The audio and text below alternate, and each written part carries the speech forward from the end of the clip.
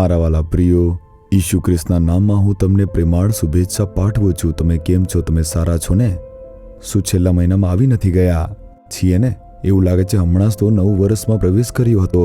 આપણે પહેલાથી છેલ્લા મહિનામાં પહોંચી ગયા છીએ. આ વર્ષે આપણે જે પણ માર્ગમાંથી પસાર થયા તે માર્ગ તરફ તમે પાછળ ફરીને નજર કરીને જુઓ. કેટલા સંઘર્ષો, વેદનાઓ, કષ્ટો, વિપત્તિઓ, અવરોધો હતા. પ્રભુ આપણને આ બધામાંથી પસાર કરીને દોરી લાવ્યા છે.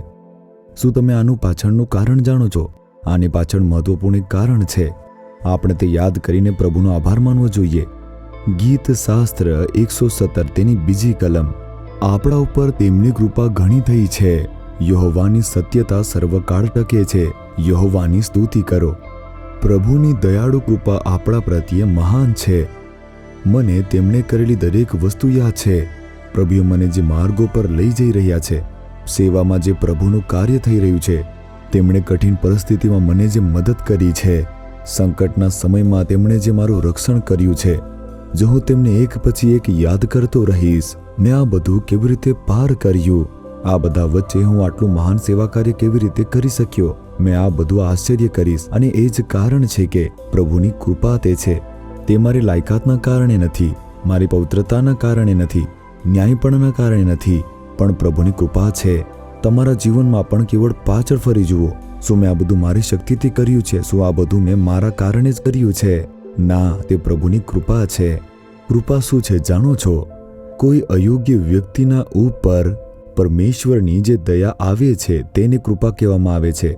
દરેક સેવા પછી હું વિચારતો જ રહું છું, હું કેવી રીતે લાયક છું કે પ્રભુ મારા માટે આ બધું કાર્ય તે કરી રહ્યા છે.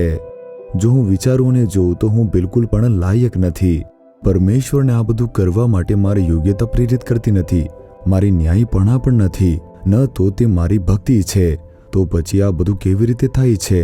મારા જેવા યોગ્ય વ્યક્તિ પ્રત્યે પરમેશ્વરની કૃપાથી છે. હું તે યાદ રાખીશ અને પરમેશ્વરનો આભાર માનીશ. હે પ્રભુ, આ બધું તમારી કૃપાની કારણે છે. કૃપા કરીને તે કૃપાને મારી પાસેથી છીનવી ન લેતા. હું પરમેશ્વરની કૃપા માટે આભાર માનીશ અને પ્રાર્થના કરતો રહીશ. તેમની દયાળુ કૃપા મહાન છે. તમારા પ્રત્યે પરમેશ્વરની દયાળુ કૃપા મહાન છે. ક્યારેક તમને એવું લાગી શકે છે કે ઓહ, હું તો આના બિલકુલ લાયક નથી, હું લાયક નથી. મારી સાથે આટલી મોટી વાત તે કેવી રીતે બની શકે છે? મારી પાસે તેની શું યોગ્યતા છે? તે દરેક માનવી માટે સાચું છે. તે આપણી યોગ્યતાને કારણે નથી, પરંતુ પરમેશ્વરની કૃપાને કારણે છે. તે આપણને ટેકો આપીને દોરી જાય છે. તે યાદ રાખો, પ્રભુની સ્તુતિ કરો. પરમેશ્વરની કૃપા આખો દિવસ તમારી સાથે રહેશે. તે દરરોજ ટેકો આપશે. તેમની કૃપા પર આધાર રાખો. તેમને કહો કે હે પ્રભુ, હું અયોગ્ય છું, મારામાં લાયકાત નથી, મેં આ બધું માત્ર તમારી કૃપાની કારણે જ મેળવ્યું છે. સ્તુતિ કરો. પરમેશ્વર નમ્ર લોકોને કૃપા આપે છે. હંમેશા પ્રભુ સમક્ષ પોતાને નમ્ર બનાવો. કોઈ પણ અભિમાનને અથવા કોઈ પણ ગર્વને સ્થાન ન આપો. એમ ન વિચારો કે મેં જ આ કર્યું છે, મારા દ્વારા જ આ પૂર્ણ કરી શક્યો છું, મારી પાસે તેની શક્તિ છે, એમ ન વિચારો. તે તેમની કૃપા છે. જેમ જેમ તમે પોતાને નમ્ર બનાવશો, તેમની કૃપા પુષ્કળ વધશે. હું હંમેશા પ્રભુ પાસે નમ્ર હૃદય માટે પ્રાર્થના કરતો રહીશ. કહીશ કે મને નમ્ર હૃદય આપો પ્રભુ. ગર્વ ક્યારેય પણ મારા હૃદયની અંદર પ્રવેશ ન કરી શકે.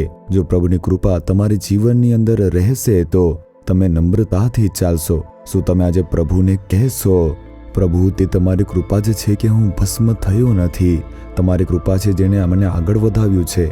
આ પરિવર્તનશીલ અને નવી કૃપા હંમેશા તે મારી સાથે રહે. પ્રભુ, આ દિવસ દરમિયાન મારી સાથે રહો, મારા માટે ચમત્કારો કરો. મને હંમેશા નમ્રતાથી ચાલવાનું તમે હૃદય આપો. તમારી કૃપા તે મારા ઉપર રાખો. ઈશુના નામમાં પ્રાર્થના કરું છું. Amen, amen. Jesus redeems Gujarati YouTube ચેનલને સબસ્ક્રાઇબ કરો. દરેક નવા કાર્યક્રમની માહિતી મેળવવા માટે બેલ આઇકન પર ક્લિક કરો.